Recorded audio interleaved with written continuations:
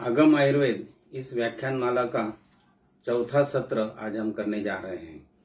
गए दो सत्र में पंचकर्म के मात्रा बस्ती के ऊपर हमने काफी विविध अनुभव आपने सुने हैं। ऐसे ही नित्य प्रैक्टिस में मेरे तिक्तक्षीर बस्ती का उपयोग मैं काफी मात्रा में करता हूँ और ये भी एक ब्रॉड स्पेक्ट्रम पंचकर्म का क्षेत्र है। देखने के तिक्तक्षीर बस्ती छोटा ऐसा लगता है, लेकिन मेरे प्रैक्टिस में उसका उपयोग काफी बहुत ही बड़ी मात्रा में मैं करता हूँ। तिक्तक्षीर बस्ती का जो रेफरेंस है अपने यहाँ ओरिजिनल टेक्स्ट में काफी कम जगह आया है। मेरे अनुसार 3 जगह ही उसका, एक अष्टांग हृदय सूत्र स्थान 11 में और चरक सूत्र स्थान 28 में उसका रेफरेंस आया है। स्थौल्य कार्शोपचारेण मेदोजाम अस्थि संक्षयान जातान क्षीरघृतै ही तिक्त संयुक्त बस्ती भी तथा, ऐसा अष्टांग हृदय का सूत्र है। ये तिक्त क्षीर की बस्ती में मैंने स्थौल्य कार्श उपचारेण मेदोजाम अस्थि संक्षयात, ऐसा उसका वर्णन आया है। बाद में चरक में ऐसे बताया अस्थ्याश्रयाणाम व्याधीनाम पंचकर्माणि भेषजम बस्तया क्षीर सर्पिषु तिक्त कोपहितानि च, ऐसा एक सूत्र आया है। अस्थ्याश्रयाणाम व्याधीनाम पंचकर्माणि भेषजम।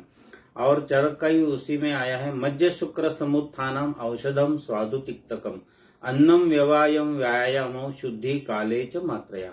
ऐसे 3 ही रेफरेंस मेरे को देखने के मिले हैं। शायद कुछ और मिला तो मुझे आप याद करके देना, लेकिन मेरे ख्याल से इससे और तिक्तक्षीर के बारे में अपने ओरिजिनल टेक्स्ट में कुछ नहीं है। तो ये ऐसे तिक्तक्षीर बस्ती आज अन्य वैद्य भी इसका उपयोग करते हैं, लेकिन काफी वैद्य पंचतिक्त अपने यहाँ जो बताया है उसका और क्षीर मीन दुग्ध बना के उसका उपयोग करते हैं। मेरे प्रैक्टिस में मैं तिक्तक्षीर बस्ती जो इस्तेमाल करता हूँ उसमें 4 द्रव्य मैं इस्तेमाल करता हूँ। उसमें गुडुचि, तिक्त पटोल, यष्टि मधु और किरात तिक्त या काढ़े किरायत कहते हैं, ऐसे 4 ही। तो ये 4 ही द्रव्य को क्यों करना है, तो उसमें ये अपवाद द्रव्य जिसे कहा जाता है ऐसे हैं। गुडुचि तिक्त रस प्रधान है, लेकिन वो रसायन और वृक्ष है। तिक्त पटोल ये भी तिक्त रस प्रधान है और वो वृक्ष है। यष्टि मधु ये रसायन है, वृक्ष है और मधु रसात्मक है। और किरात तिक्त ये तिक्त रस प्रधान है, वृक्ष नहीं है, लेकिन इसे तिक्त पौष्टिक द्रव्य ऐसे कहा जाता है। तो ये 4 द्रव्यों क्यों इसका इस्तेमाल किया है उसके बारे में थोड़ी बहुत जानकारी हम करके उसका व्यावहारिक उपयोग कैसे करना मैं आपके सामने प्रस्तुत करूंगा। तो अपने यहाँ ओरिजिनल टेक्स्ट में ये सभी वनस्पतियों का जो वर्णन है उसकी कार्य कक्षा उसमें बताई है। मैं काफी बार ऐसे कहता हूँ कि उसकी जो फलश्रुति है, जैसे हम अलग अलग कल्पों का उपयोग करते हैं तो उसकी फलश्रुति का अध्ययन करना चाहिए। वैसे गुडुचि के बारे में जो अपने यहाँ जानकारी उपलब्ध है, तो अपना जो प्रमुख ग्रंथ है द्रव्य गुण का जो है भाव प्रकाश, तो उसमें गुडुचि कटुका तिक्ता स्वादुपाका रसायनी संग्राहिणी कषायोष्णा लघ्वी बल्या अग्निदीपनी दोषत्रयाम त्रुट दाह मेह कासांश्च पांडुताम कामला कुष्ठ वातास्र ज्वर कृमि वमीर हरेत। तो ये उसकी कार्य कक्षा है।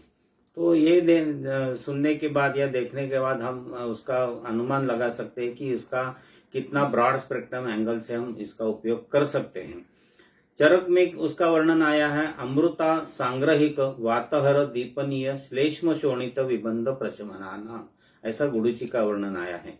और राजनिघंटु में आया है ज्ञेया गुडुचि गुरु उष्ण वीर्या तिक्ता कषाया ज्वर नाशिनी च दाहार्ति तृष्णा वमी रक्तवात प्रमेह पांडु ब्रह्महारिणी च, ऐसा वर्णन गुडुचि का राजनिघंटु में आया।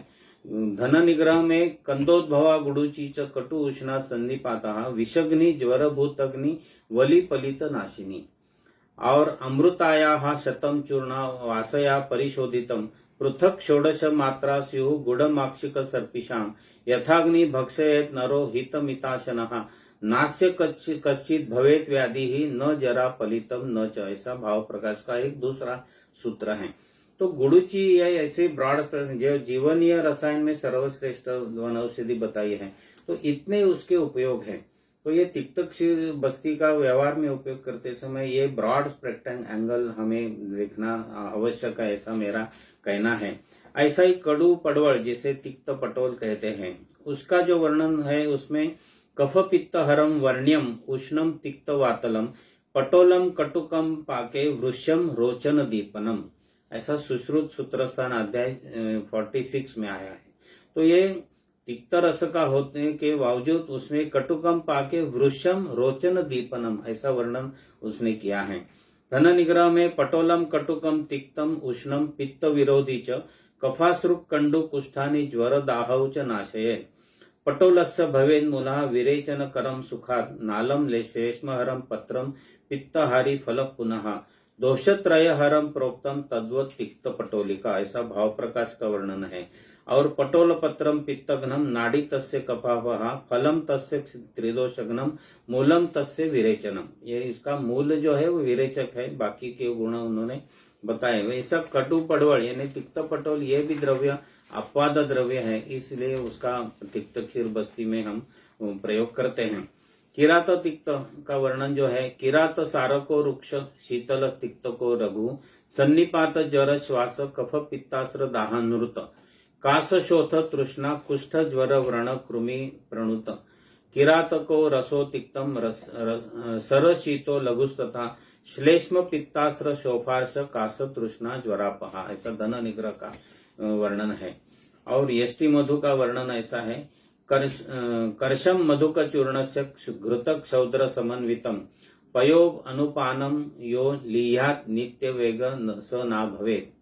और यष्टि हिमा गुरु स्वादु चक्षुषा बलवर्ण कृत सुस्निग्धा शुक्रल केश्या स्वर्या पित्त अनिलासृजित, ऐसा वर्णन आया है। तो ये तिक्त क्षीर बस्ती में ये जो 4 द्रव्य हैं वैसे सब रसायन कार्य हैं, उसकी फलश्रुति हम देखते हैं तो इसका ब्रॉड स्पेक्ट्रम एंगल आपके ध्यान में आता है। और तिक्त रस के कुछ विशेष गुणधर्म बताए हैं, उसके ऊपर भी हमें थोड़ा लक्ष्य या ध्यान आकर्षित करना चाहिए।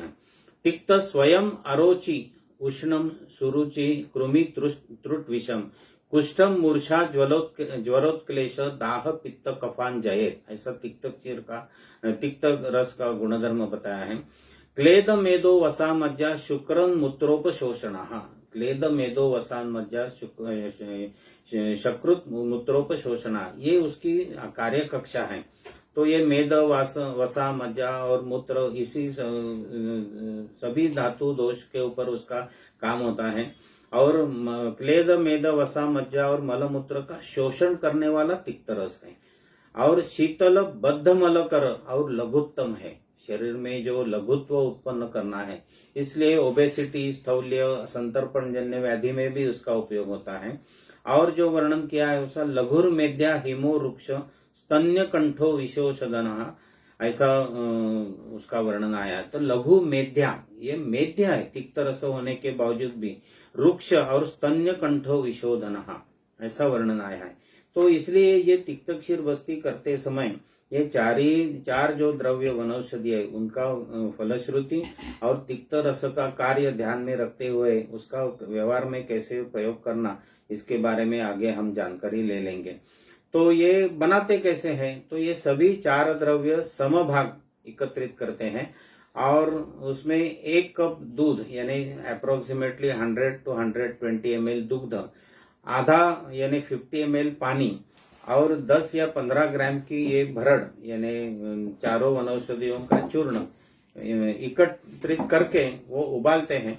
और पानी कम होने के बाद यानी 120 ml दूध और 50 ml पानी ये कम करके आधा होता है यानी 100 ml तक रहता है, तभी उसको छान कर ये जो घृत क्षीर है उसमें दूध या घृत या तैल ये माध्यम उसमें मिला के उसके हम बस्ती देते हैं। कौन सा भी तिक्त क्षीर बस्ती स्नेह के साथ देना पड़ता है। हम व्यवहार में देखते हैं कि आजकल अलग अलग प्रकार के उपग्रह आसमान में छोड़े जाते हैं, तो ये उसके पीछे एक अग्निबाण लगा हुआ रहता है और जो सैटेलाइट है वो ऊपर रहता है। सैटेलाइट का वजन कम रहता है, 50, 60, 70 किलो, 100 किलो इतना ही रहता है। और वो अग्निबाण जो रहता है नीचे वो काफी बड़ा रहता है। और अग्निबाण का काम ऐसा रहता है कि पृथ्वी की कार्य कक्षा छोड़कर सैटेलाइट अंतरिक्ष में जाना उसका कार्य रहता है। तिक्त क्षीर बस्ती हम करते हैं तो ये तिक्त क्षीर का जो क्षीर है वो व्हीकल का काम करते हैं और उसमें हम जो घृत या तेल मिलाते हैं वो अपना टारगेट रहता है और उसका ऐसा परिणाम हमें देखने के लिए मिलता है। तो जो द्रव्य उसमें इस्तेमाल करते हैं उसका सही धातु या दोष मल तक पहुंचाना का काम तिक्त क्षीर में होता है, ऐसा हमारा कहने का एक अर्थ है और उसके माध्यम से ये तिक्त क्षीर काम करता है, ऐसा हमें देखने के लिए मिलता है। तो व्यवहार में उसका एक वर्गीकरण किया जाए तो सप्त धातु रस रक्त मांस मेद अस्थि मज्जा शुक्र, 3 दोष, 3 मल और 7 ही धातुओं के ये जो मल और उपधातु है, ऐसे सभी विकृति में तिक्त क्षीर बस्ती काम में आता है। क्योंकि हमने तिक्त क्षीर के गुण धर्म देखे, गुड़ुची के देखे, यष्टिमदी को देखे, तिक्त पटोल के देखे, तो 7 धातु, 3 मल, 3 दोष, 7 ही धातु के उपधातु और मल, इनकी सभी विकृतियों में ये तिक्त क्षीर बस्ती काम में आता है। और एक उसका जो वर्णन मिलता है या करने का प्रयोग जो है उसमें जो सुविधा उपलब्ध है वो ऐसी है कि वो कौन से भी काल में दे सकते हैं। नॉर्मल बस्ती, मात्रा बस्ती और तिक्त क्षीर बस्ती, इसके काल का कोई नियम है नहीं। भोजन के पश्चात, भोजन के पूर्व कभी भी आप दे सकते हैं। बाकी बस्ती के समय कुछ मर्यादा या कुछ उसके निकष है, वैसे नहीं है। रात को सोते समय भी दे सकते हैं, दोपहर को समय मिला उस समय दे सकते हैं, सुबह दे सकते हैं। तो ये तिक्त क्षीर बस्ती का कालों का कोई मर्यादा नहीं है। देने के पहले या हो सके तो स्नेहन स्वेदन करे तो उसका और अच्छा परिणाम मिलता है, लेकिन वैसे नहीं करने के बाद भी तिक्त क्षीर बस्ती का हम प्रयोग करते हैं तो उतने ही परिणाम और अच्छे नतीजे हमने मेरे प्रैक्टिस में देखा है। लेकिन अधिक से अधिकम फलम, जैसे बस्ती के पहले स्नेहन स्वेदन और बताया वैसे करके देने के बाद अच्छा परिणाम तो निश्चित स्वरूप से देखने के लिए मिलेंगे।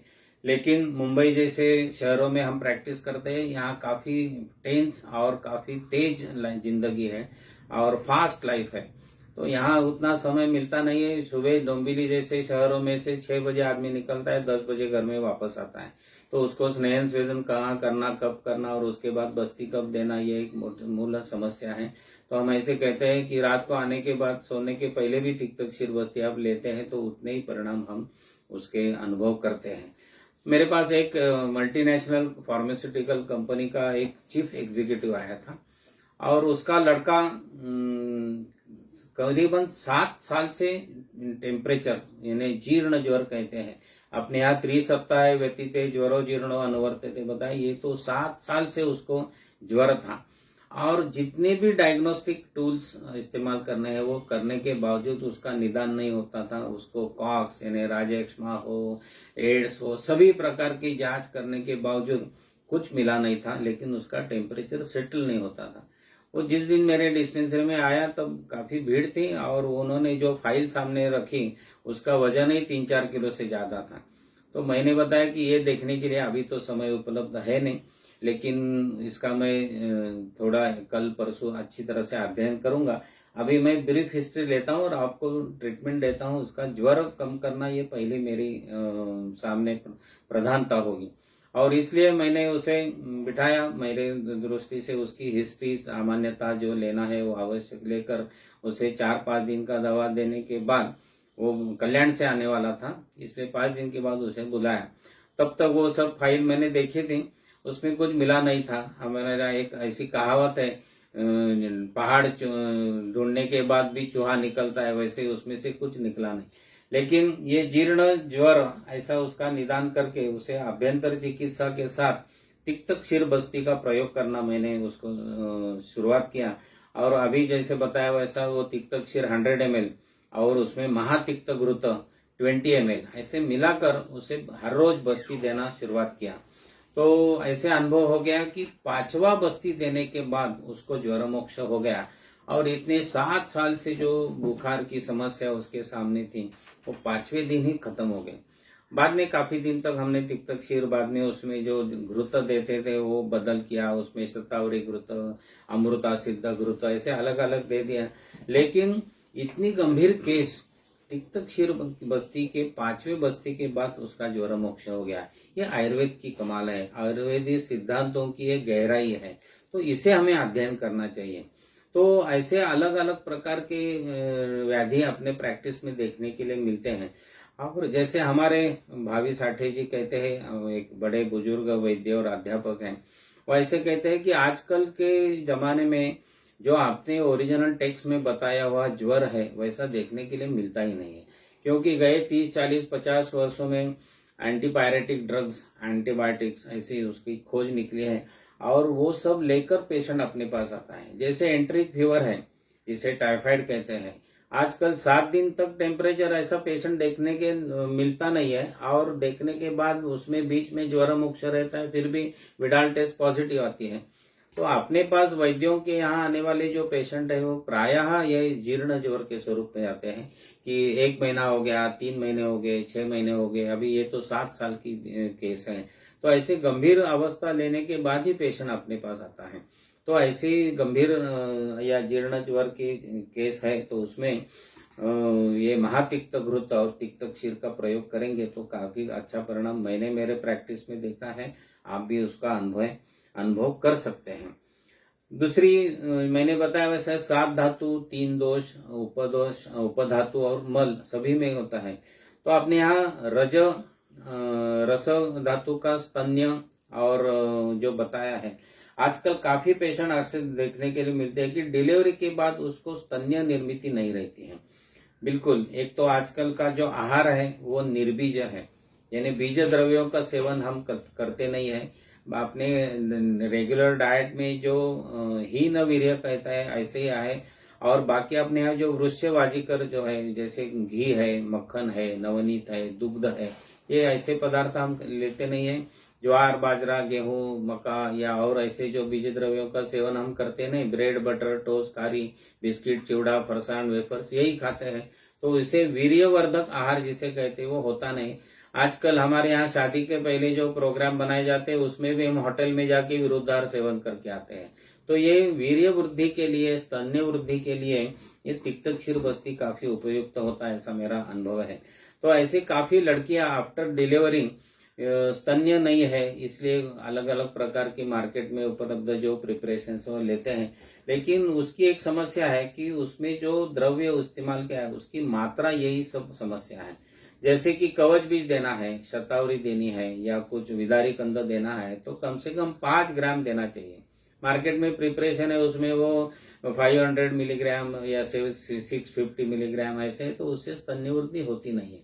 तो मेरा अनुभव ऐसा है कि ऐसी लड़कियां आते हैं आफ्टर डिलीवरी तो उसे तिक्त क्षीर और शतावरी घृत देने शुरुआत करते हैं, तो 4, 5वें बस्ती के बाद स्तन्य वृद्धि काफी मात्रा में होती है और एक 4 महीने 5 महीने तक वो अच्छी तरह से उसके जो लड़का लड़की है उसे स्तन्य दे सकती है। तो ये काफी पेशेंट में मैंने इसका उपयोग किया है। शतावरी घृत के साथ या आप अश्वगंधा घृत का व्यवहार में उपयोग कर सकते हैं, विदारी गंध से सिद्ध या ऐसे अलग अलग जो अपने यहाँ शुक्रल या वृक्ष द्रव्य है उनका दुग्ध घृत सिद्ध करके ये तिक्त क्षीर के साथ आप व्यवहार में उपयोग करते हैं तो स्तन्य वृद्धि के पेशेंट हम अच्छी तरह से ट्रीट कर सकते हैं। इसके साथ ही दूसरा उसका जैसे हम इसमें गणित में कहते हैं ना, प्रमेय रहता है और व्यत्यास रहता है। तो जिसके स्तन वृद्धि नहीं हुई है ऐसी लड़कियां देखने के लिए मिलती है कि उसकी उम्र 16, 17, 18 साल की है लेकिन स्तन की वृद्धि नहीं है। शादी करनी है तो माताएं परेशान रहती है कि उसका कैसा शरीर और कैसे बनाया। तो ऐसे लड़कियों में भी ये तिक्त क्षीर बस्ती आप देते हैं तो उनके जो स्तन और नितंब जैसे अवयव है उसकी वृद्धि अच्छी तरह से होती है, ऐसा भी देखा गया है। उसके साथ जैसे अभ्यंग करना है, जैसे अश्वगंधाती तेल है, शतावरी या नारायण तेल है, तो उससे अभ्यंग और तिक्त क्षीर बस्ती उसका प्रयोग करते हैं तो ये भी एक गंभीर समस्या कभी कभी रहती है, उसका निराकरण ये तिक्त क्षीर बस्ती से होता है। अभी हम रज, स्तन्य, शुक्र इसका ही विचार कर रहे हैं। तो आजकल मेरे प्रैक्टिस में और बाकी काफी सभी वैद्यों के प्रैक्टिस में वंध्यत्व एक प्रमुख समस्या है। काफी पेशेंट में वंध्यत्व के पेशेंट ज्यादा आ रहे हैं और उसमें मेल फीमेल ये तो फैक्टर है ही, लेकिन मेल फैक्टर जो है यानी पुरुष पेशेंट जो है, पुरुष वंध्यत्व, उसमें एक प्रमुख समस्या देखने के लिए मिलती है। उसे शुक्राणु अल्पता हम कह सकते हैं, जिसे मॉडर्न में ओलिगोस्पर्मिया कहते हैं।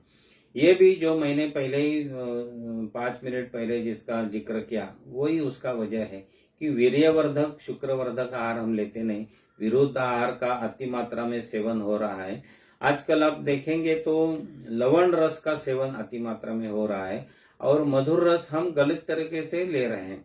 जैसे भोजन के पश्चात स्वीट डिश, ये अपनी आयुर्वेद की परंपरा है नहीं, लेकिन अब मार्केट में यही कर रहे हैं। आज आप कभी बड़े कार्यक्रम, कुछ विवाह समारंभ है, उसमें जाते हैं तो ये पनीर, चीज, बटर ऐसे ही पदार्थ खाने के लिए मिलते हैं। तो ये वीर्यवर्धक आहार नहीं होना और भोजन का काल, इसका भी उससे संबंध है। आज हम लेट नाइट भोजन करते हैं, अपने यहाँ 2 कालों ऐसे बताया है, मध्याह्न काल और शाम को सूर्यास्त काल।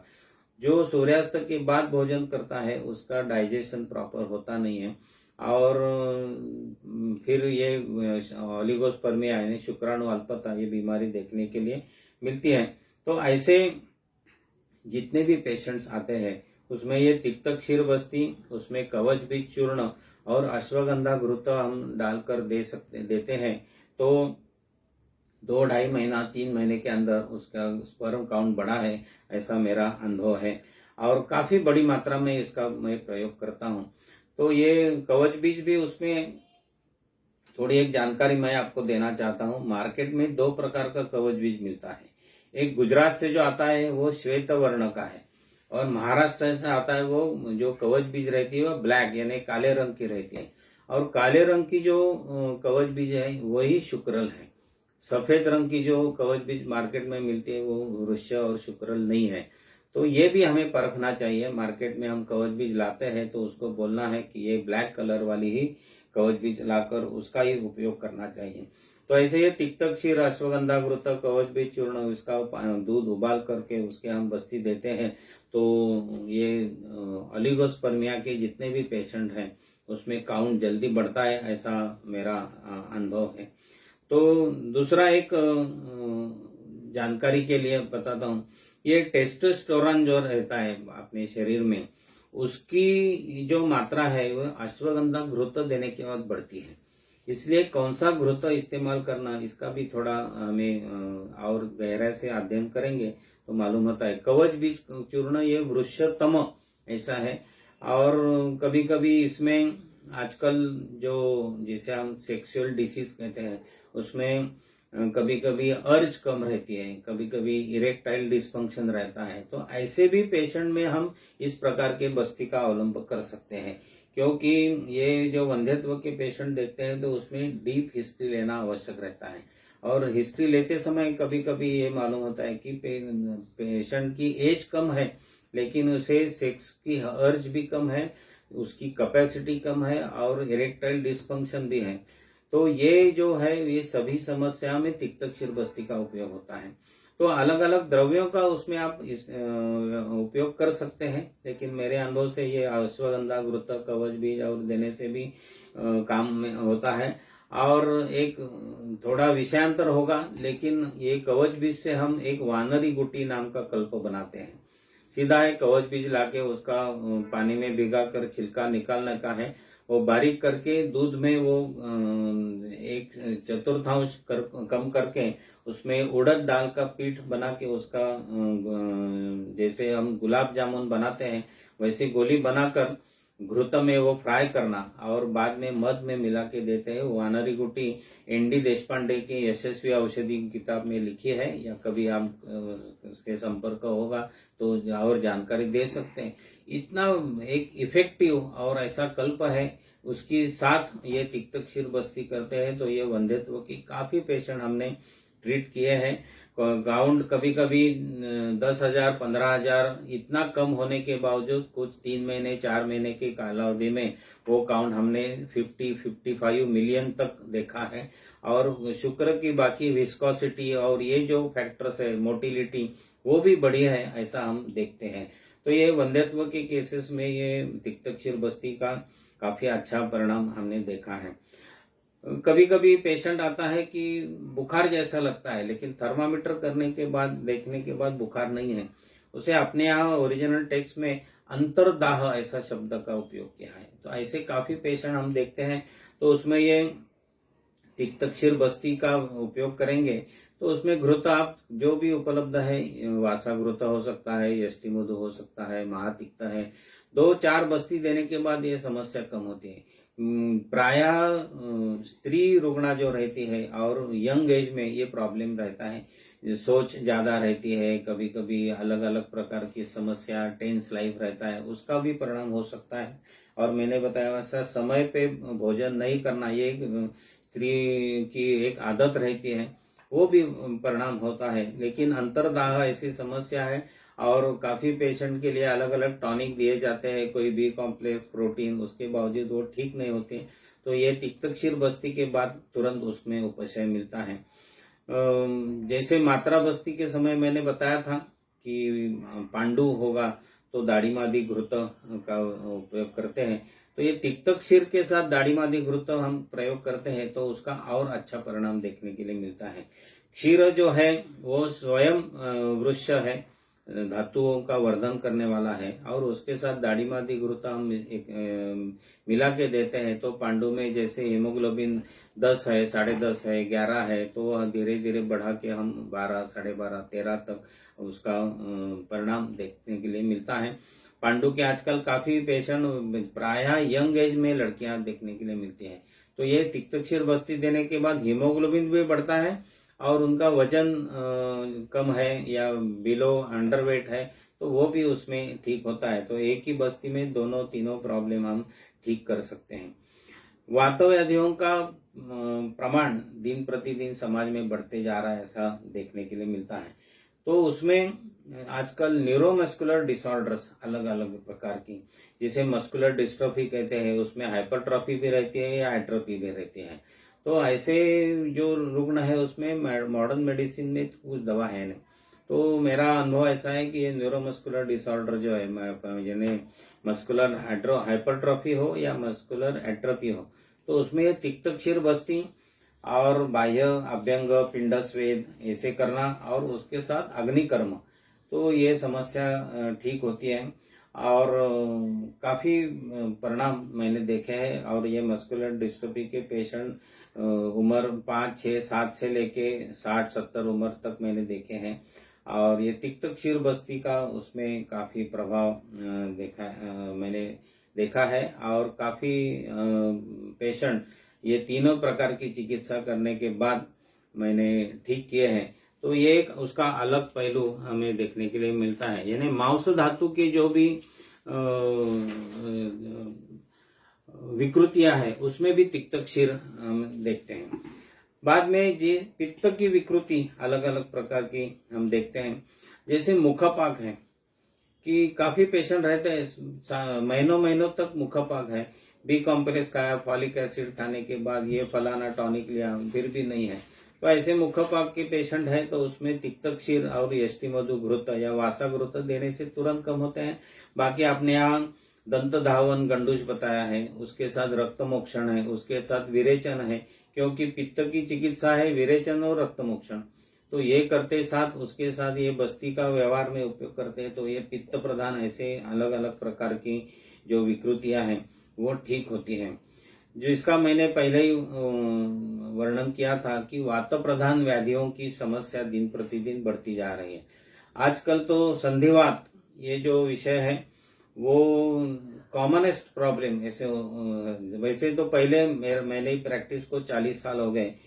पहले तो 50 साल के ऊपर 55 या 60 साल के पेशेंट संधिवात के लिए हम देखते थे। आजकल मैं 30-35 साल का पेशेंट भी संधिवात की समस्या लेकर आया है ऐसा देखता हूं, क्योंकि ये वायु का जो